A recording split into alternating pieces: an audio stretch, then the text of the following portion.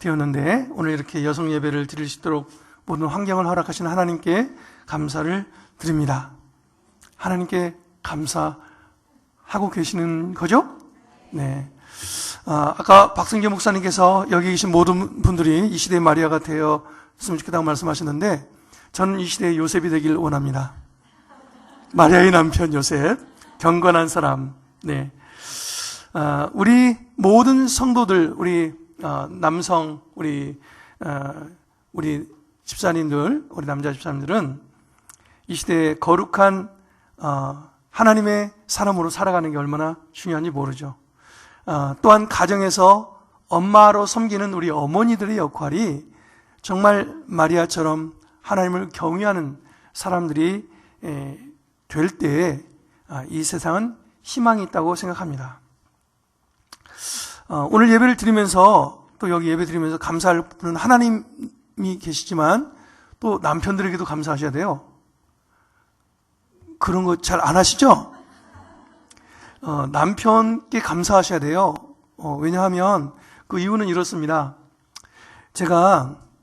처음에 제가 미국에 갈 때, 미국에서 이제 사역을 하러 갈 때 저는 이렇게 생각했어요. 미국에 사는 모든 한국 교민들은 다 일 안 하고 정말로 행복하게 사는 줄 알았어요. 근데 가자마자 그 생각이 깨졌어요. 우리 교회 성도님들, 우리 여자 집사님들이, 열이면 9이 일을 해요. 거의 다. 그러니까 수요일날 낮에 모일 수 있어요, 없어요? 못 모여요. 예배를 못 드려요. 그래서 수요일날 저녁에 예배를 드리는 거는 가능하지만 낮 시간에 예배를 드린다는 거는 이민사회에서는 굉장히 어렵습니다. 그리고 다른 나라도 다 마찬가지예요. 어찌됐든 한국이라는 이 대한민국은 좋은 나라예요. 왜냐하면 이 남편들이 일을 열심히 하셔가지고 아내들을 서포트하니까 아내들은 이렇게 나와서 걱정 없이 예배를 드릴 수 있다는 자체가 얼마나 감사한지 모르죠. 근데 그걸 잘 알고 계시나요? 잘 모르고 계시죠? 네, 한번 옆에 계신 분에게 남편께 감사하면서 삽시다. 네. 진짜로 감사할 일이에요. 제가 거짓말을 하는 게 아니에요. 진짜로 감사하시기 바랍니다. 또 우리 믿음의 여성분들이 하나님 앞에 은혜 받은 여성 성도님들이 같이 예배할 수 있는 이 여성 공동체가 있다. 이것도 참 감사할 제목입니다. 좋은 교회 주시고 좋은 성도와 함께 예배할 수 있는 것은 하나님의 은혜요 축복이라는 것을 잊지 마시기를 바랍니다. 예. 우리는 좋은 교회에서 생활하니까 잘 몰라요. 이게 뭐가 좋은 건지. 네, 근데 좀 그렇지 어려운 환경에 가면 이게 참 축복이었구나라고 생각할 때가 있습니다. 어찌됐든 오늘 예배를 드리면서 저는 여성 예배를 드릴 때마다 이런 생각이 듭니다. 한 여자는 뭐라고 하죠? 약하지만 한 어머니는 강하다는 말이 있죠. 근데요, 믿음을 가진 믿음의 어머니는 더 강한 거예요. 네. 그 믿음의 어머니들의 기도와 간구는 하나님의 그 놀라운 역사를 일으키는 힘이 되거든요. 여기 계신 우리 모든 믿음의 어머님들을 축복하고 싶습니다. 한번 따라서 해보실래요? 믿음의 여인인 나는 가정을 하나님의 나라로 만들어 가라고 부름받은 사명자이다. 그렇게 믿으십니까? 아멘. 두 번째, 믿음의 여인인 나는 세상을 하나님의 나라로 만들어 가라고 부름받은 하나님의 동역자이다. 예, 그거 믿으십니까? 예, 저는 분명히 믿습니다. 한 믿음의 어머니의 그 삶이 가정을 변화시키고 사회를 변화시킨다는 것을 저는 역사를 통해서 우리는 알고 있잖아요. 여기 있는 모든 우리 집사님들 한 분 한 분들이, 권사님 한 분 한 분들이 하나님 앞에 바르게 서서 하나님을 향하여 기도하며 살아갈 때 자녀가 행복해지고 남편이 행복하게 된다는 사실을 잊지 마시기를 바라는 것입니다. 그래서 가정 안에서 가정을 지키는 이 아내는 이 한자로 보면 평안할 안자가 집 안에 여인이 있어야 평안하대요. 네. 그렇죠? 네. 집 안에 여인이 하나님을 향하여 기도하며 평안하시면 가정에 평안이 임하는 거예요. 자녀도 그렇고 남편도 그렇고. 그러면 그러한 어머니들의 그리고 아내의 선한 영향력을 받는 가정은 행복한 가정이 될 수 있고, 행복한 가정은 건강한 사회를 만들어가는 기반이 되는 것입니다. 그래서 여기 계신 모든 분들은 자신의 삶으로 끝나는 게 아니라 내 가정과 이 사회와 민족에 중요한 역할을 하고 계신다는 사실을 잊지 마시기를 주 이름으로 축원합니다. 그러니 굉장히 중요하신 분들이네요. 그렇죠? 옆에 계신 분에게 당신은 VIP이시군요. 네. 네, 그렇습니다. 여기 계신 분은 한 분도 예외 없이 다 VIP입니다. 어떤 분은 VVIP라고 말하더라고요. 예. 자존감이 굉장히 높은 건 좋습니다. 예. 자, 오늘 말씀을 통해서 저는 하나님을 경외하는 사람들에 대해서 이야기를 좀 나눠보고 싶습니다. 여러분, 이스라엘 백성들이 자녀 교육을 할 때 자녀 교육을 하는 원칙이 좀 있더라고요. 이스라엘 사람들은요, 인구가 약 1420만 명이 됩니다. 지금 이 시대에 전 세계적으로. 그러면 인구 퍼센테이지로 따지면 0.02%에 해당됩니다. 그러니까 굉장히 적은 인구죠. 그런데 1901년도에 노벨상이 만들어졌거든요.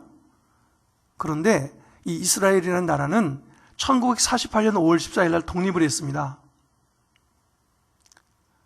그런데 1901년 노벨상이 그렇게 만들어진 이후에 지금까지 노벨상을 받은 사람들의 수를 계산해 보니 약 190명이 넘는 사람들이, 거의 200명이 되는 사람이 다 유대인이라는 사실이에요. 인구는 0.2%밖에 안 되는데 전 세계의 약 3분의 1에 해당되는 가장 영향력을 주는 사람들 중에 유대인들이 중심에 서 있다는 거예요. 정치, 경제, 사회, 군사, 문화, 모든 그 영역에서 유대인들이 빠지는 사람이 없다는 거예요. 미국의 경제권에 월스트리트가에 가장 영향력을 주는 사람들 다 유대인들의 손에 달려서 경제가 움직이고 있는 것을 저희는 보고 있습니다. 그리고 히틀러가 유대인을 인종 말살하려고 그렇게 수많은 악행을 저질러서 600만이라는 인구를 이렇게 죽였잖아요. 그런데 지금 독일 자본시장의 상당한 부분이 유대인들의 자금으로 운영되고 있습니다. 아인슈타인, 그 다음에 음악가 번스타인, 재계 거물인 로스차일드, 헨리 키신저, 정치가죠. 유명한 사람들은 다 유대인이죠. 세계를 이끄는 3분의 1이 유대인이라는 사실입니다. 근데 왜 그들은 그렇게 적은 인구인데도 강력한 영향력을 주는 사람들이 된 것일까?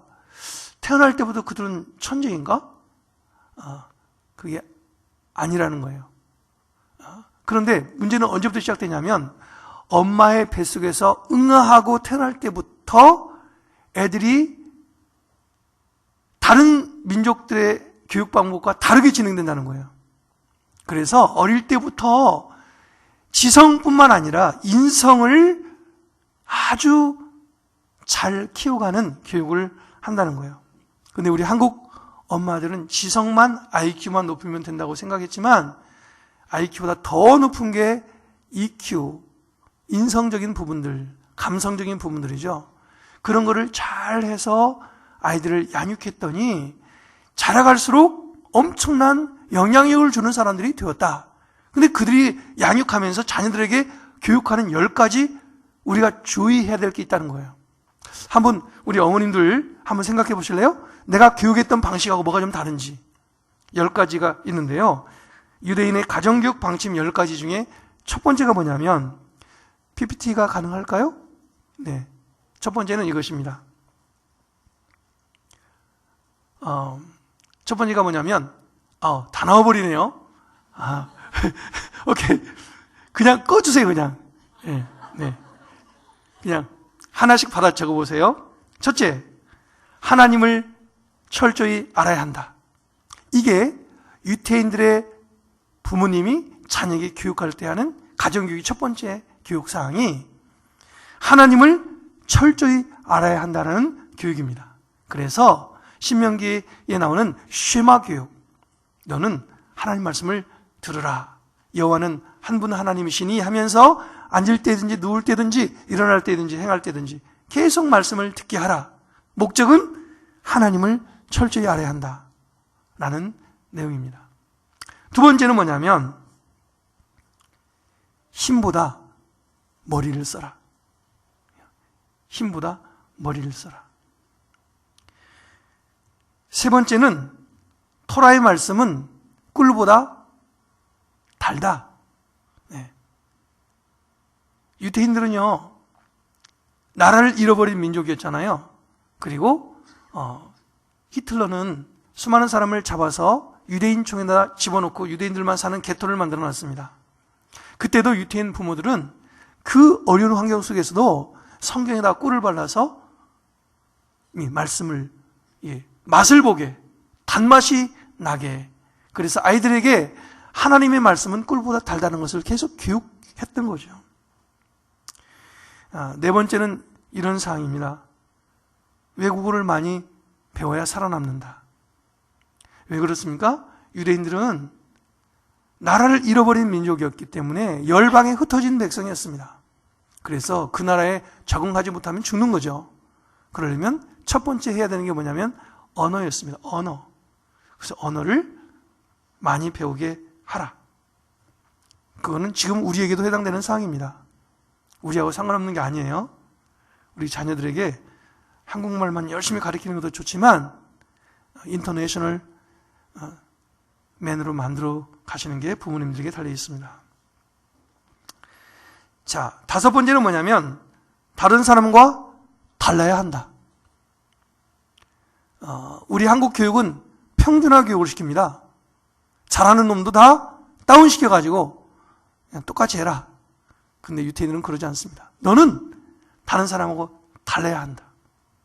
다르게 그들의 장점과 그들의 최대한의 능력을 이렇게 키워내는 훈련을 하는데 스스로 그걸 해나갈 수 있도록 그렇게 다른 사람과 달라야 한다고 교육을 시킵니다.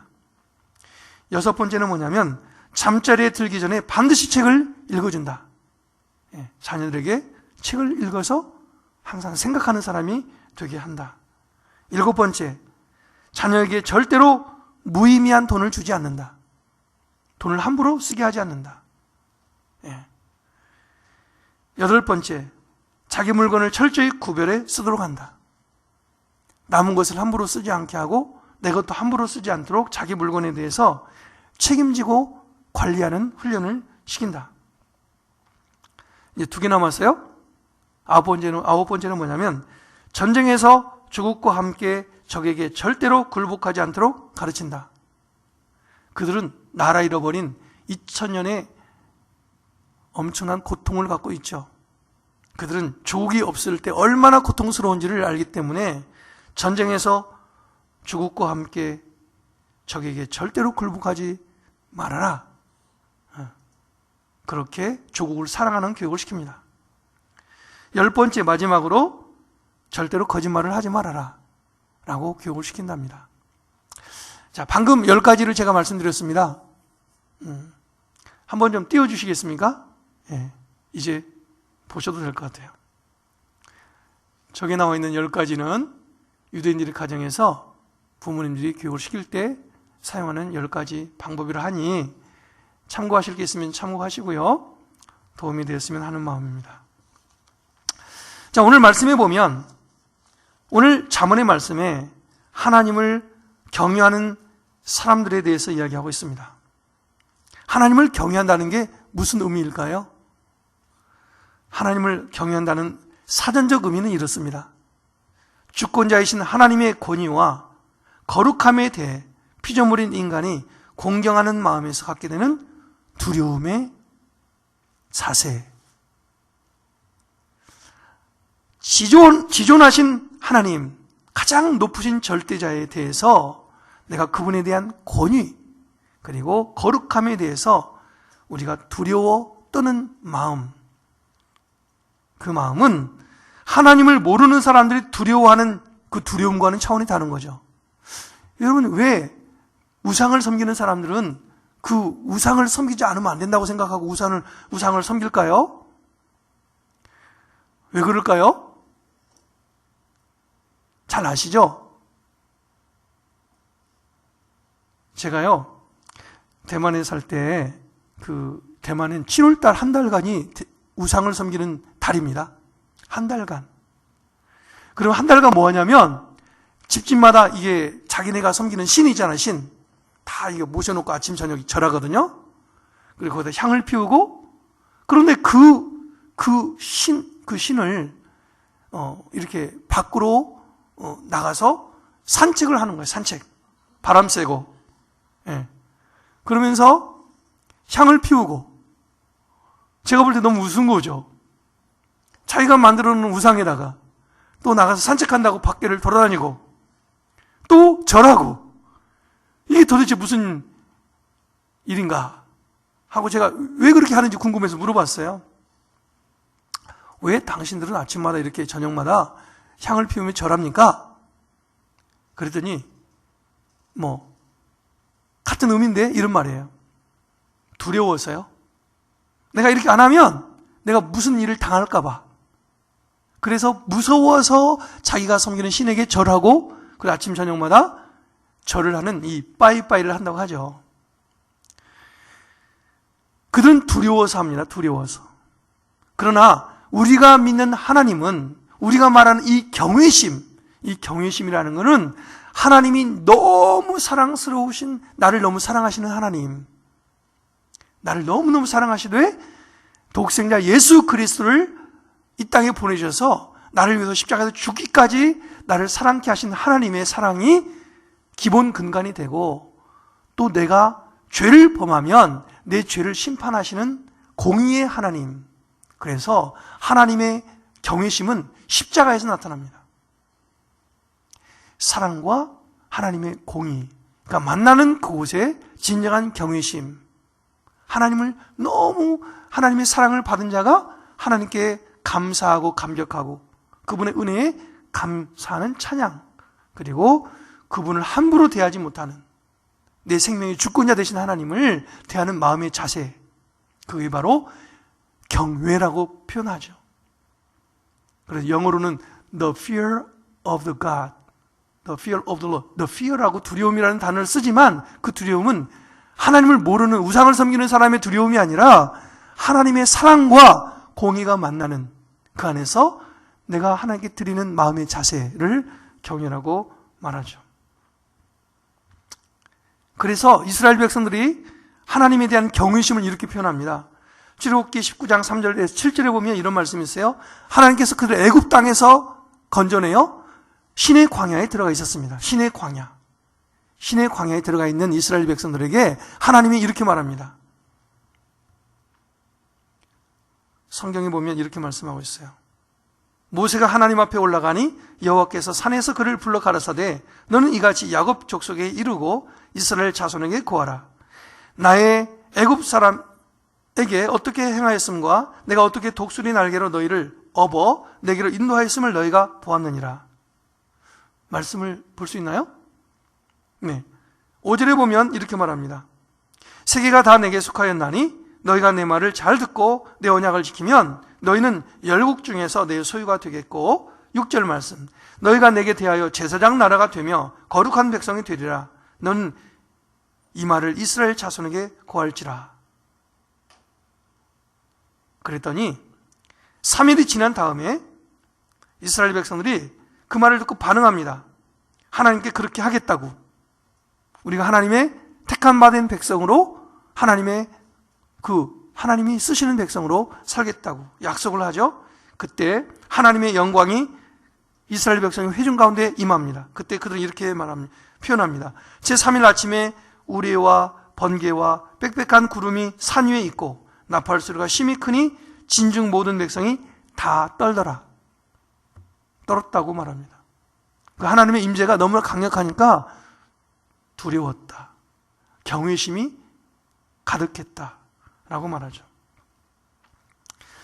이 경외심은 하나님을 경외하는 사람들에게는 하나님이 오늘 말씀해 보면 많은 축복을 약속하고 계시는데, 하나님을 경외함의 시작은 어디에서 시작되는 것일까요?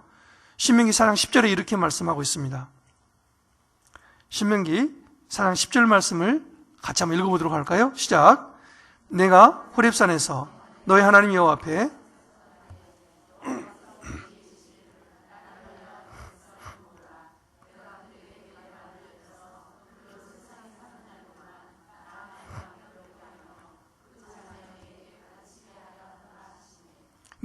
하나님을 경외함의 시작은 하나님의 말씀을 듣는 데서부터 시작된다는 것입니다. 그래서 하나님의 말씀을 듣게 되므로 하나님을 경외하게 하는 사람이 되게 한다는 거예요. 여러분, 하나님을 모르는 사람들은요, 이런 말 하죠. 하나님이 계신단 말이야? 하나님을 믿느니 내 주먹을 믿지. 아주 간이 많이 부은 사람들이 하는 말이에요. 하나님 누군지 모르니까 함부로 말하는 거예요. 근데 하나님을 제대로 알게 되면 절대로 그런 말을 못하죠. 어저께 제가 중국 학생을 만나서 이야기를 하다가 말씀을 나누는데 이 친구가 자꾸 이상한 소리 하는 거예요.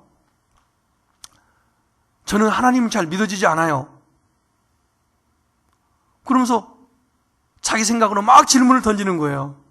그래서 말씀을 딱 피고 이렇게 했어요. 그랬더니 뭐라고 말씀하냐? 이 말씀은 왜 이 말씀을 가지고 자꾸 이야기하는 거예요? 이게 하나님 말씀인지 아닌지 어떻게 알아요? 그래서 네가 이 하나님 말씀을 믿지 않으면 너와 내가 대화하는 모든 대화가 아무 의미가 없다. 그러면서 디모데후서 3장 15절부터 17절까지 말씀과 또 하나님의 말씀을 쭉 읽게 했어요. 그랬더니 입이 쏙 다물어졌어요. 그리고 하나님 잘 믿겠다고 하고 갔어요. 왜 그럴까요? 하나님 말씀을 모르면 함부로 대하는 거예요. 자기 생각대로 막 내뱉는 거예요. 그런데 하나님의 말씀을 깨달으면 하나님을 두려워하게 되는 거예요. 내가 누군지를 알면 함부로 말할 수 없는 거죠. 오늘 말씀해 보니 하나님의 백성들이 하나님의 말씀을 들을 때 하나님을 경외함을 배우게 된다. 여러분, 내가 정말 하나님을 온전히 경외하려면 하나님을 바르게 알아야 됩니다. 그럴 때 내 자녀들에게 가르치게 된다. 우리 자녀들이 하나님을 경외하는 자녀들로 되게 하려면 먼저 부모된 저희가 하나님의 말씀을 잘 들어야 된다. 그래서 하나님을 경외하는 법을 배워야 된다라고 성경은 말씀하고 있습니다. 그래서 우리에게 필요한 게 뭡니까? 매일매일 하나님의 말씀 앞에 나아가는 그 과정이 필요해요. 그게 뭡니까? 바로 우리 교회 주신 하나님의 축복, 바로 큐티입니다. 큐티를 통해서 하나님의 말씀을 매일매일 대면하고 그 말씀을 내가 먹고 취하는 이 큐티의 삶은 우리의 삶을 풍요롭게 하고 건강하게 하고 또 하나님을 경외하는 법을 알게 해주는 놀라운 축복의 도구입니다. 여러분, 하나님 앞에 매일매일 아침마다 말씀을 묵상할 수 있기를 주의 이름으로 축원합니다. 그리고 그 하나님 앞에 나아가 그 하나님과 교제하는 이 기도의 삶. 말씀과 기도는 절대로 떨어지면 안 됩니다. 두 개는 우리의 신앙생활을 건강하게 만드는 두 축이죠. 그래서 말씀과 기도 안에서 하나님과 대면하고 하나님과 교제하는 사람은 하나님을 경외하는 법을 배우게 된다. 자, 그러면 하나님을 경외함의 약속이 뭘까요? 오늘 말씀해 보면 잠언 14장 26절에 보면 이런 말씀이 있습니다. 같이 한번 읽어보겠습니다. 시작. 여호와를 경외하는 자에게는 견고한 우리가 있나니 그 자녀들에게 피난처가 있으리라. 네, 우리의 삶은 너무나 미래 불확실한 그런 환경에 살아갑니다. 우리는 5분 뒤의 일도 몰라요. 1년 뒤의 일도 몰라요. 앞으로 내가 어떻게 될지, 내 인생의 앞날이 어떻게 될지, 내 자녀의 앞날이 어떻게 될지 아무것도 몰라요. 그래서 우리는 불안한 거예요. 두려운 거예요. 그러나 하나님을 믿는 사람들은 이거를 기억해야 돼요. 한번 따라서 해보실래요? 믿음이 없이는 하나님을 기쁘시게 하지 못하나니 하나님을 믿는 자는 하나님이 살아계신 것과 그를 찾는 이에게 상 주시는 이심을 믿어야 할지니라. 나는 하나님의 계획이 뭔지 잘 모르지만 하나님은 나를 향한 가장 좋은 계획을 갖고 계시며 내 앞날을 이끌어 가시는 내 생명의 주권자 되신 하나님을 믿으면 두려워하지 않는다는 거예요. 그분이 나의 견고한 의뢰라. 내 삶에 피할 바위가 되어주시고 내가 의지할 산성이 되어주시고 나의 높은 망대가 되어주시고 내 구원의 뿔이 되어주시고 내 삶의 노래가 되어주시는 내 인생의 목자 되신 그 하나님을 의뢰하는 자, 신뢰하는 자, 하나님을 경외하는 사람에게 그렇게 담대한 믿음과 의지가 되어주신다는 거예요. 그럴 때 하나님 안에서 우리는 두려워하지 않아요. 미래의 불확실한 일들 때문에 염려하지 않아요. 왜요? 하나님은 내 삶의 모든 것에 가장 귀한 계획을 갖고 계시니까. 그런 믿음이 있으면 우리는 두려워하지 않아요. 하나님을 경외하는 사람은 그렇게 살아간다는 거예요. 그렇죠? 옆에 계신 분에게 우리 하나님을 경외하며 삽시다. 하나님을 경외하는 사람에게 견고한 의리가 되어주신다고 말씀하고 계십니다. 두 번째 약속은 뭐냐면 오늘 14장 27절에 보면 이런 말씀이 있습니다. 같이 한번 읽어보도록 하겠습니다. 여호와를 경외하는 것은 생명의 샘이라 사망의 그물에서 벗어나게 하느니라. 여호와를 경외하는 사람에게는 생명의 샘이 내 안에서 샘솟는 샘물처럼 솟구쳐 나온다. 마르지 않는다. 여러분, 왜 우리가 자꾸 갈증이 납니까? 왜 내 영혼이 갈증을 느끼고 부족함을 느낍니까? 왜냐하면 내 안에 있는 게 말라버리니까. 그런데 하나님을 경외하는 사람은 성령이 내 안에서 샘솟는 샘물처럼 마르지 않는 이 마르지 않는 샘이 되어주셔서 이 생명의 샘이 되어주신다 라고 약속해 주셨습니다. 어떤 사람에게요? 여호와를 경외하는 사람에게. 여러분, 그래서 여기 계신 우리 모든 성도님들은 매일매일 하나님의 말씀 속에서 이 샘솟는 생명의 생수의 맛을 매일매일 경험할 수 있기를 주의 이름으로 축원합니다. 그런 사람은 사망의 그물에 걸려서 죽지 않는데요. 무슨 말일까요? 어떤 환경이 나를 에워싸도 그 환경에 얽매여서 좌절하거나 낭망하지 않는다는 거예요. 그 모든 걸 뛰어넘는다는 거예요. 누가요? 하나님을 경외하는 사람들에게 그런 능력을 부어주신다는 거예요. 여러분이 바로 그런 사람이 되시기를 주의 이름으로 축원합니다. 세 번째 약속이 뭐냐면 이사야서 33장 6절에 이런 말씀이 있습니다. 같이 한번 읽어보도록 하겠습니다. 시작. 너의 시대에 평안함이 있으며 구원과 지혜와 지식이 풍성할 것이니 여호와를 경외함이 너의 보배니라. 다르게 말하면 이런 말이죠. 너가 정말로 하나님을 경외하느냐? 너가 하나님을 경외한다면 너의 경외함 안에 내가 나의 평안을 주겠다. 어떠한 애워쌈, 원수의 공격이 너를 둘러칠지라도 너는 그 안에서 평안하겠다. 누가요? 하나님을 경외하는 사람에게. 내가 육신의 질병이 들어서 절망스럽고 낭망스러운 환경이 있을지라도 너가 하나님을 경외하느냐? 그러면 내가 하늘의 평안을 너에게 주겠다. 아무리 육신의 질병 때문에 고통스럽고 절망스러운 환경에도 그 사람의 마음은 요동치 아니하는 하늘의 평강이 있다는 거예요. 그리고 구원과 지혜와 지식이 풍성할 것이다. 하나님을 경외하는 자에게 그런 약속이 주어진 거예요. 말씀 속에서 매일매일 감춰진 보물을 찾게 하겠다는 거예요. 누가요? 하나님을 경외하는 사람에게. 그 사람은 행복한 사람이 될 거예요. 샘솟는 샘물처럼 기쁨이 넘쳐날 거예요. 그래서 하나님이 주시는 사랑과 희락과 기쁨이죠. 그리고 평강이 넘쳐난다는 거예요. 누가 그런 열매를 맺게 됩니까? 바로 성령 충만한 사람. 하나님을 온전히 경외하는 사람에게 주어지는 성령의 9가지 열매가 있잖아요. 그 9가지 열매가 뭔가요? 성령의 열매는 사랑과 희락과 평화와 화평과 오래 참음과 자비와 양성과 충성과 온유와 절제니 이 같은 법을 금지할 자가 없느니라. 이 같은 것을 금지할 법이 없느니라. 그렇죠? 하나님을 경외하는 사람들에게는 이러한 기쁨 그리고 하나님 안에서 담대한 마음을 갖게 하는 이 평안함 이런 게 다 주어진다는 거예요.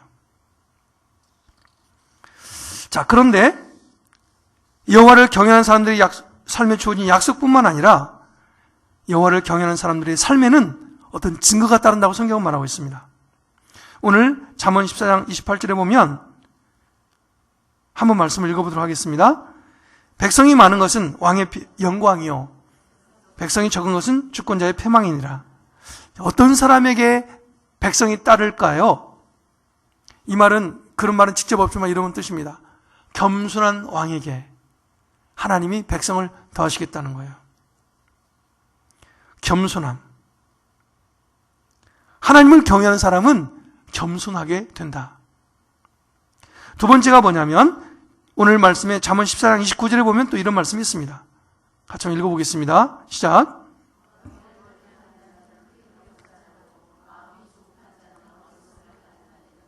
하나님을 경외하는 사람들에게 나타나는 열매 중에 하나가 또 뭐냐면 여기 보니까 노하지 않는다. 다르게 말하면 오래 참는다.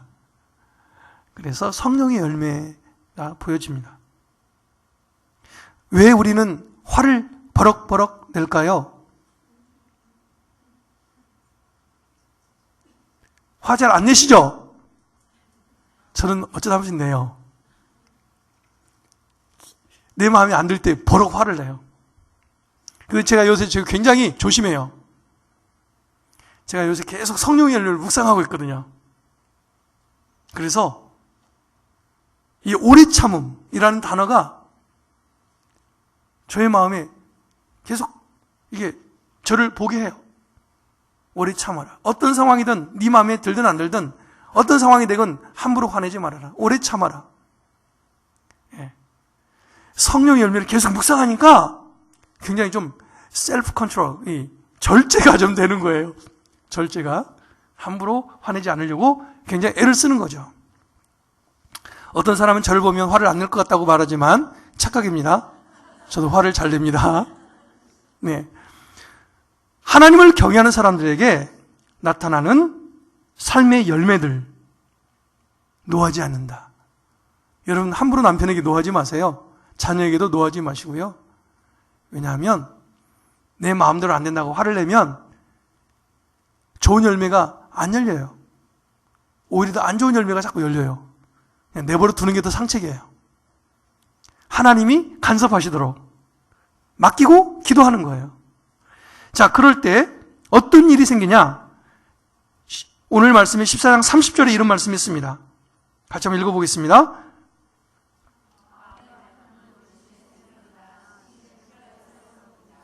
예, 여기도 하나의 성령의 열매가 보이네요. 뭐가 보이느냐? 뭐가 보여요? 그렇죠. 화평이. 피스가 보이는 거예요. 마음의 화평은 육신의 생명이다. 아까 노한다, 화낸다, 그리고 이렇게 내 마음을 불편하게 하면 내 마음이 썩는다 라고 성경은 말합니다. 무서운 거죠. 그러니 하나님의 성령께서 내 안에 내주하셔서 내 안에 평강이 임하도록 성령의 열매가 맺혀지도록 해야 된다. 누가요? 하나님을 경외하는 사람이 라고 말하는 거예요.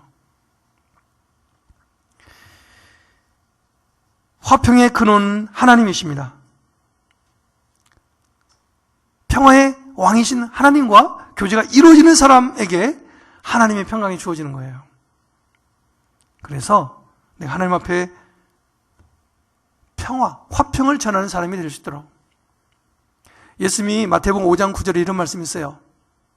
화평케 하는 자는 복이 있나니 저희가 하나님의 아들이라 일컫게 될 거다. 우리는 피스메이커예요. 피스메이커.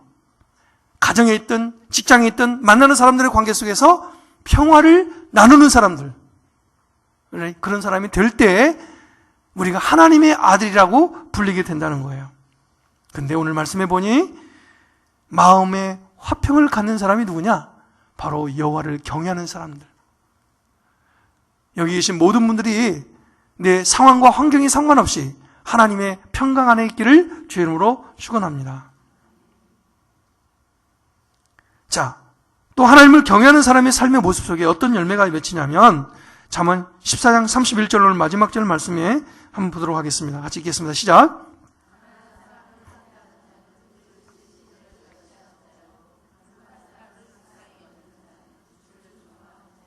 네, 여기 보니까 또 성령의 열매가 열리네요.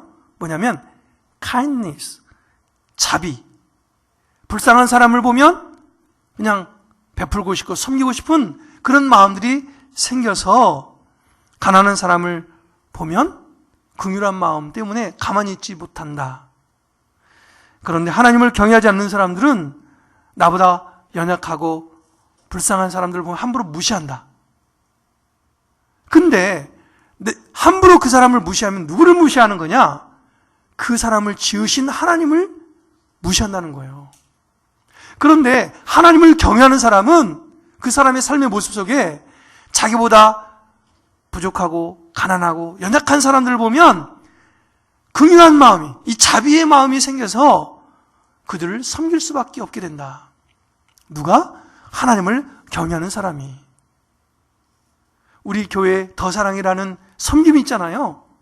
그것은 바로 하나님을 경외하는 사람들이 하는 운동입니다. 네, 하나님을 경외하는 사람들이 하는 운동이 바로 더 사랑 운동이거든요. 우리 사회 주변을 구석구석 보면 힘들고 어려운 사람이 얼마나 많습니까? 그런 사람들을 볼 때마다 함부로 대하지 말아라.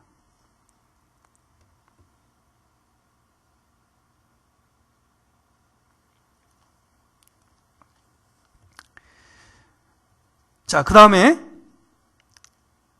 하나님을 경외하는 사람들의 삶의 모습에 열매가 나타나는 열매가 뭐냐면 시편 22장에 22편에 22절 23절에 보면 이런 말씀이 있습니다. 같이 한번 읽어보도록 하겠습니다. 시작. 내가 주의 이름을 형제에게 선포하고 회중에서 주를 찬송하리이다. 여호와를 두려워하는 너희여 그를 찬송할지어다. 야곱의 모든 자손이여 그에게 영광을 돌릴지어다. 너희 이스라엘 모든 자손이여 그를 경외할지어다. 이 말씀에는 어떻게 보면 찬송의 열매, 희락의 열매가 보여집니다. 여러분 매일매일 삶 속에 하나님을 찬양하라고 명령하고 있습니다. 누구에게요? 하나님을 경외하는 사람들에게. 제가 중국어 찬양 중에 한국어 버전이 없어요. 중국어 찬양 중에 이런 곡이 있습니다. 하나님을 믿으니 정말 좋구나. 하나님을 믿으니 정말 좋구나. 그래서 나는 월요일, 화요일, 수요일, 목요일, 금요일, 토요일 매일매일 그 하나님을 찬양하기 원한다. 이런 내용입니다. 여러분, 하나님을 경외하는 사람은 매일매일 하나님을 예배하고 그 하나님을 경배한다는 사실을 말씀하고 있습니다.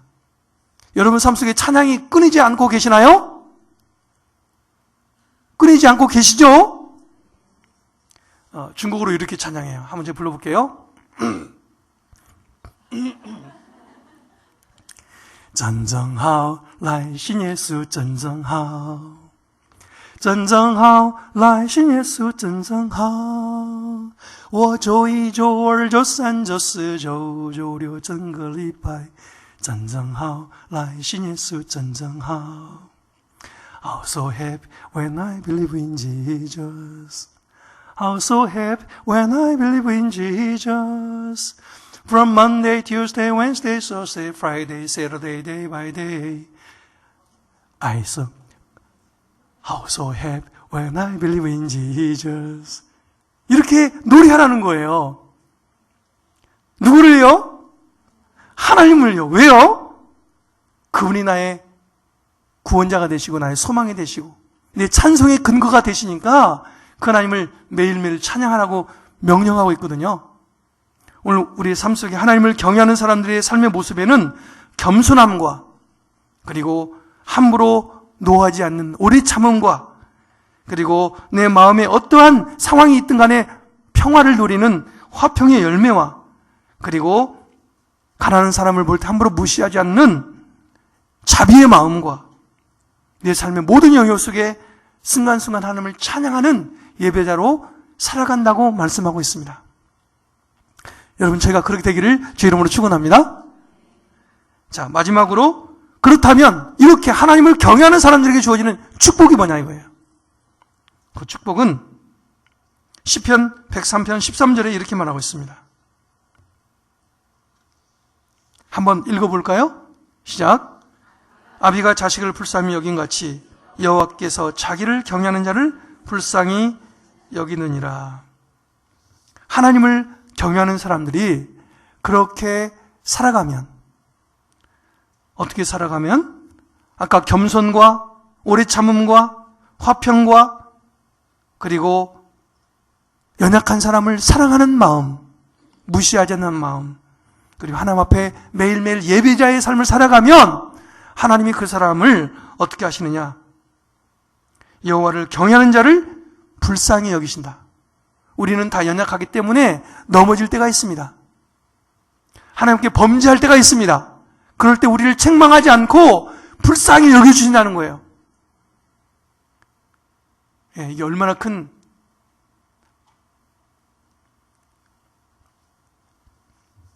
하나님의 유래의 말씀입니까?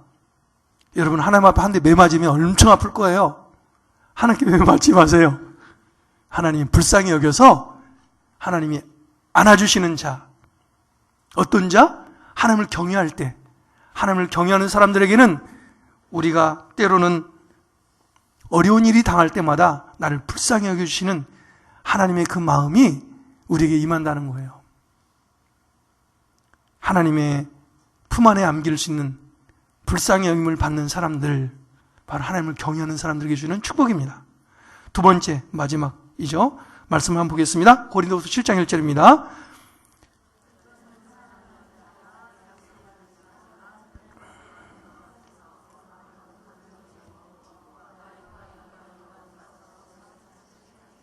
네, 하나님을 경외하는 사람들에게 약속이 주어지는데 우리 가운데 거룩함을 덧입혀 주신다. 하나님을 경외하는 사람들에게는 육과 영과 온갖 더러운 것에서 자신을 깨끗게 해주신다. 하나님의 은혜죠. 대표적인 예가 성경에 보입니다. 신약에 보면 고넬료라는 사람이 있습니다. 고넬료는 이방인이었죠. 그런데 그는 하나님을 사랑하고 경건하여서 항상 하나님을 경외하는 사람이었습니다. 그는 구제일에 힘썼고 또 하나님과 늘 기도하는 사람이었습니다. 그래서 하나님은 그를 기억하셨고 그에게 구원의 은혜를 베풀어 주셨죠.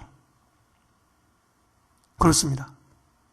우리가 하나님 앞에 이렇게 고넬료처럼 경건하여 하나님과 교제하며 또 하나님의 사랑을 누군가에게 실천하며 구제하는 일을 하고 하나님의 마음을 감동케 하면 하나님이 그 사람을 위해서 베드로를 보내게 하시지 않습니까? 그래서 그 가정을 구원케 하지 않습니까? 그런 역사들이 하나님을 경외하는 경건한 백성들에게 임한다는 거예요. 그래서 여기 계신 모든 우리 믿음의 어머니들은 가정의 거룩한 하나님을 경외하는 자로 하나님이 세우신 거예요. 우리 어머님들의 기도와 간구, 하나님 앞에 경건한 이 삶을 통해서 하나님을 경외하는 삶이 가정을 아름답게 만들고 자녀들에게 생명을 주는 그런 어머님으로 하나님이 세우셨다는 거예요.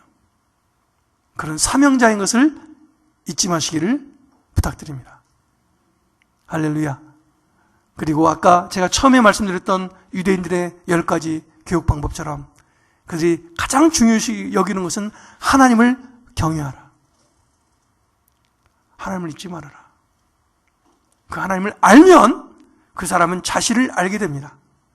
하나님을 모르면 절대로 자신이 누군지 알 수 없습니다.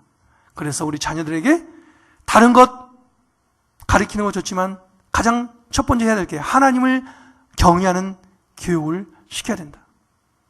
그리고 그들을 사랑하면 부모가 하나님을 경외하며 살아가면 그 영향력이 자손만대에 흘러간다. 그래 자자손손을 하나님의 구원의 반열 위에 세우는 거예요. 그게 바로 어머니들의 역할이에요. 어머니들의 역할. 아버지는 잘 못할 수 있어요. 아버지는 역할이 달라요. 어머니들이 해야 될 역할이 있어요. 집안에서. 그거를 어머니들이 잘 해주시기를 주 이름으로 축원합니다. 이 시간에 같이 한번 기도하도록 하겠습니다. 오늘 기도할 때 첫 번째 같이 한번 기도하기 원하는 것은 이렇습니다. 하나님, 제가 하나님을 경외하는 자로 살게 하여 주십시오. 하나님을 경외하는 첫걸음은 하나님의 말씀을 듣는 것입니다. 하나님의 말씀을 듣고 순종하는 것입니다. 하나님, 저의 삶 속에 내가 하나님의 말씀을 사모하며 그 말씀을 즐겨 묵상하며 하나님의 말씀을 힘써 순종하기를 원하고 있는지 하나님 저희 자신을 되돌아봅니다.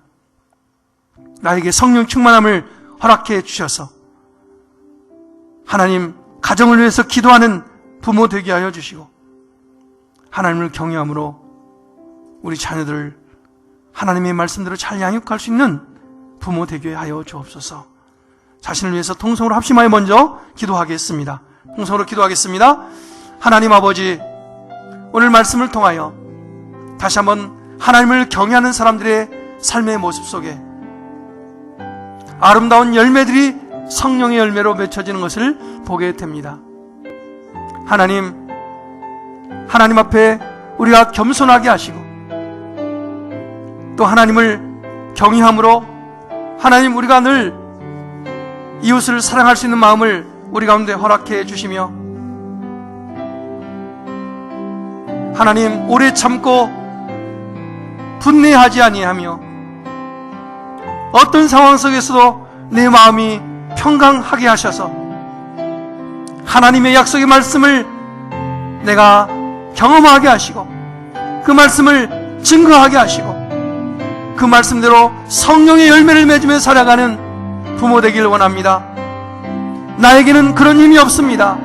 성령 안에서 부음받은 사랑만이 하나님의 말씀만이 나를 그렇게 인도할 수 있사오니 다시 한번 성령 충만케 하여 주시고 진리의 말씀으로 충만케 하여 주셔서 말씀을 묵상할 때마다 주님의 말씀이 나를 교훈하시고 내 달려갈 길을 보여주시고 또 우리 자녀를 향한 아름다운 주님의 계획들을 바라보며 기도하는 부모 되게 하여 주셔서 하나님이 우리 가정의 주가 되시고 우리 자녀의 인생의 미래가 되어주시고 내 삶의 모든 것에 능력이 되어주셔서 하나님의 아름다운 일들을 이뤄가는 성도 되게 하여 주옵소서. 다시 한번 기도할 때 하나님, 우리가 하나님의 말씀을 들을 때 성령의 열매가 내 삶에 가득 맺혀지게 하여 주옵소서. 하나님을 경외하는 사람들에게 성령의 열매 맺혀지게 하여 주셔서 사랑과 희락과 화평과 오래 참음과 자비와 양성과 충성과 온유와 절제의 열매들이 풍성히 맺혀지게 하여 주시고, 그래서 나를 만나는 사람들마다 그리스도의 향기가 증거되게 하여 주시고 하나님의 생명이 증거될 수 있도록, 그래서 우리의 가정과 이 사회를 아름답게 만들어가는 예수님의 증인들 되도록 우리 인생을 인도해달라고, 다시 한번 성령 충만함을 위해서 성령의 열매를 맺는 사람들이 될 수 있도록 인도해달라고 우리 주일 청하시고 기도하며 나가겠습니다. 주여!